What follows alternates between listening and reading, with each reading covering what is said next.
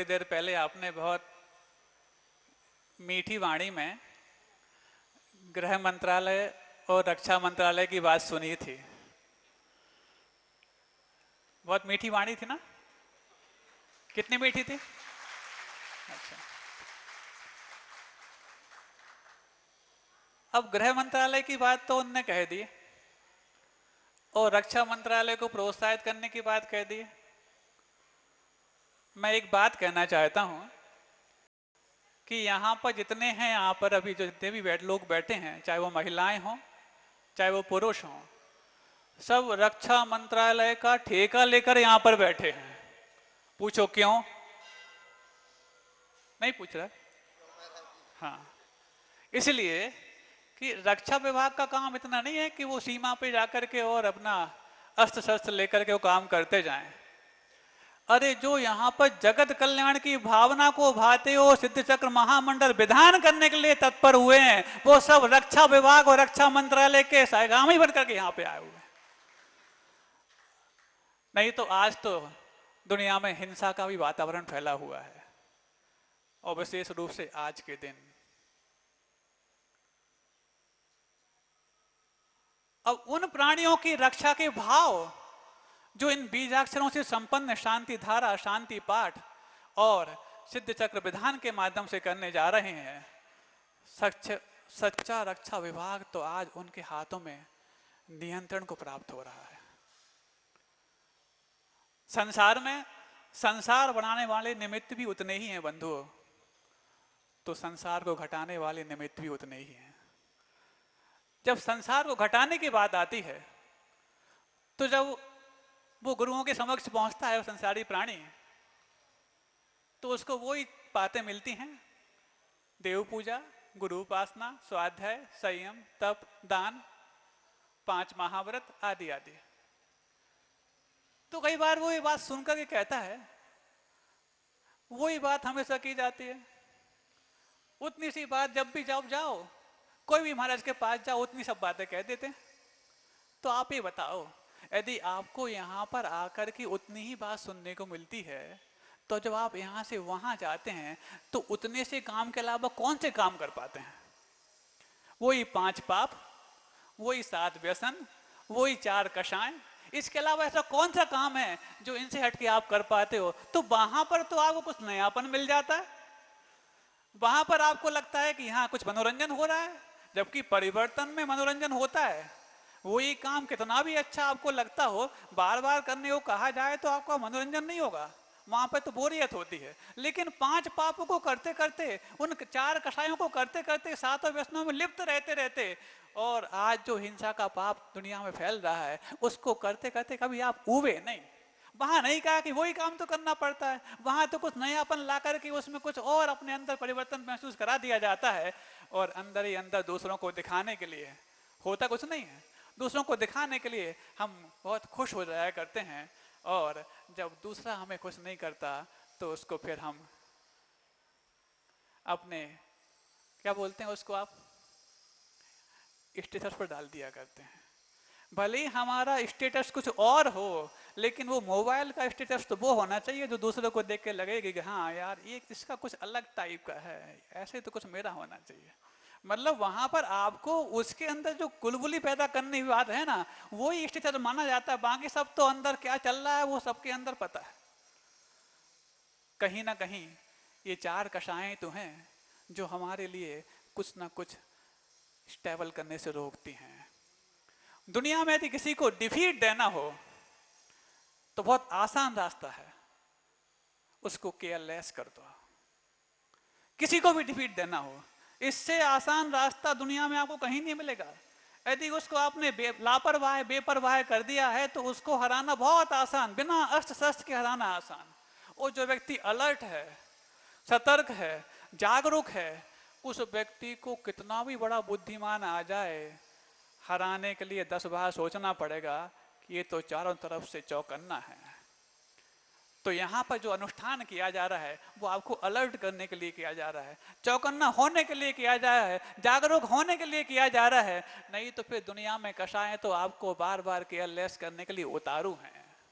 हम कषाय का नाम जैसे ही आता है तो मात क्रोध को ही कसान मान बैठे।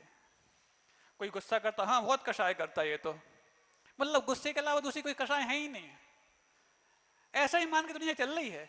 अरे गुस्सा तो साक्षात दिख जाता है, लेकिन जो अव्यक्त रूप में तीन कषाएं बैठी रहती हैं वो नहीं दिखती, वही अव्यक्त कषाय हैं जो संसार का सबसे बड़ा ठीकरा लेकर के हमारे साथ जुड़ी हुई हैं।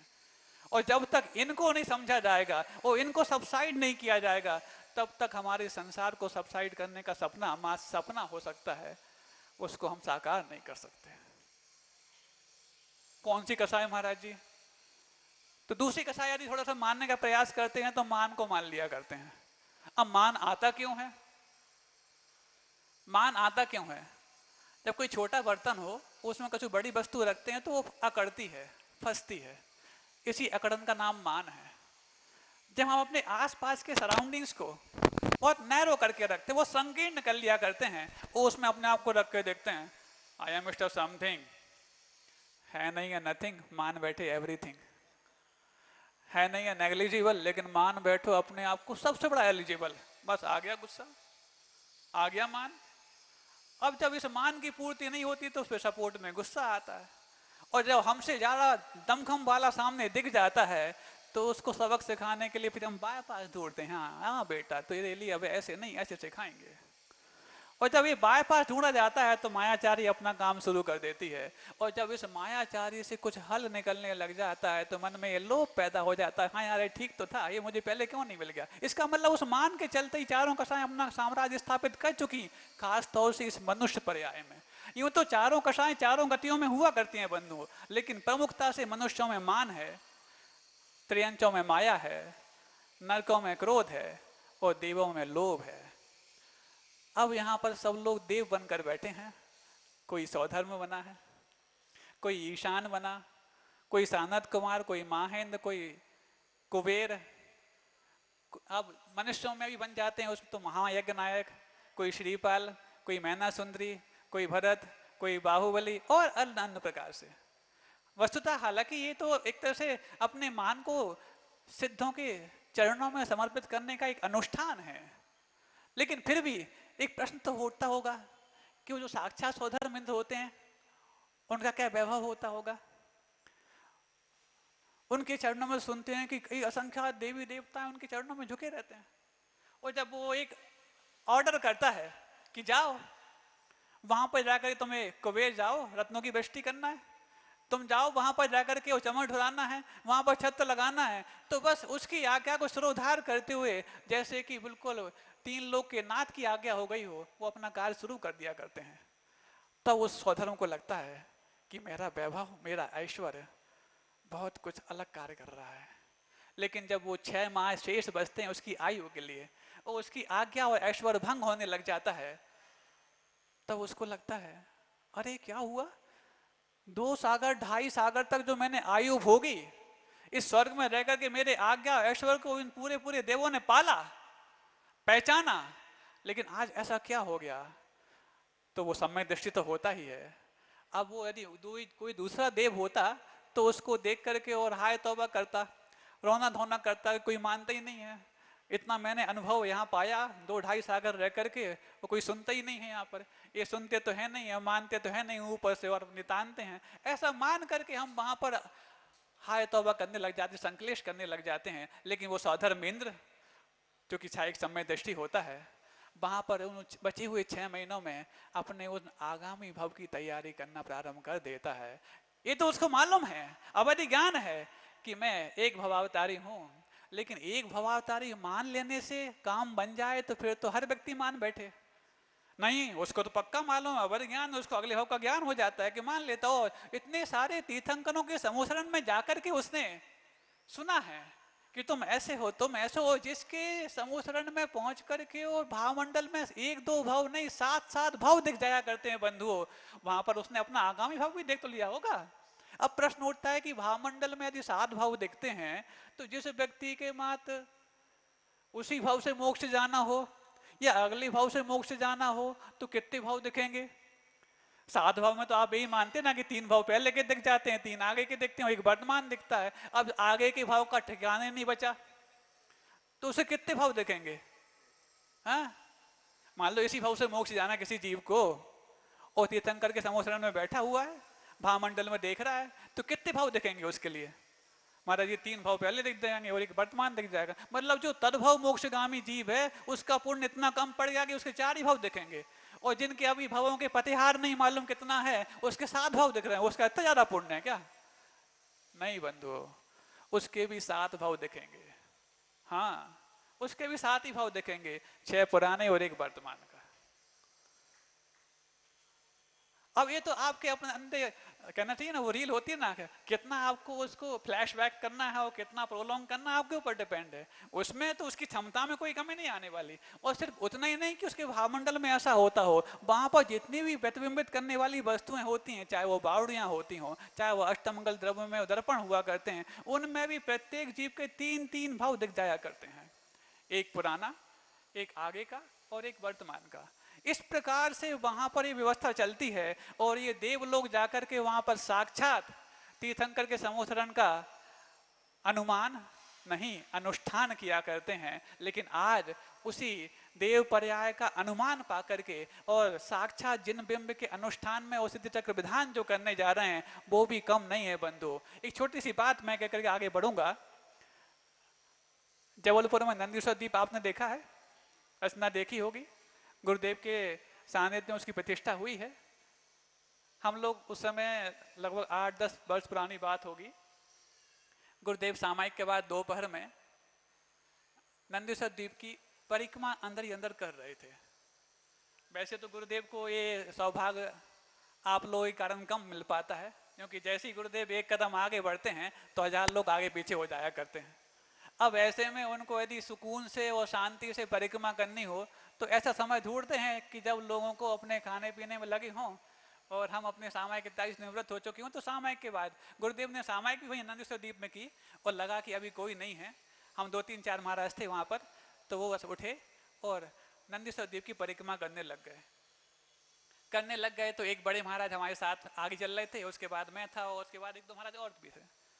तो 3-4 महाराज गुरुदेव के साथ परिक्रमा कर रहे थे। इतने में जो आगे महाराज थे, नाम नहीं बताऊंगा मैं, बात बहुत अच्छी है, तो वो कहते हैं गुरुदेव हमारा कितना सौभाग्य है कि आज हम इस नंदीश्वर द्वीप में आपके साथ परिक्रमा कर रहे हैं, और इस सौभाग्य से और आपके द्वारा दिए हुए संयम के आराधना से हम वो सौभाग्य अर्जित कर पाएं, वो पुण्य अर्जित कर पाएं कि एक दिन आपके साथ साक्षात नंदीश्वर द्वीप की हम वंदना कर सकें। वाह, आपने तालियां बजा दी। अब गुरुदेव क्या कह रहे हैं वो तो सुन लो पहले। आपको साक्षात नंदीश्वर द्वीप की वंदना करने पर कितना सौभाग्य लग रहा है और कितने अच्छे से तालियां बजा रहे हैं।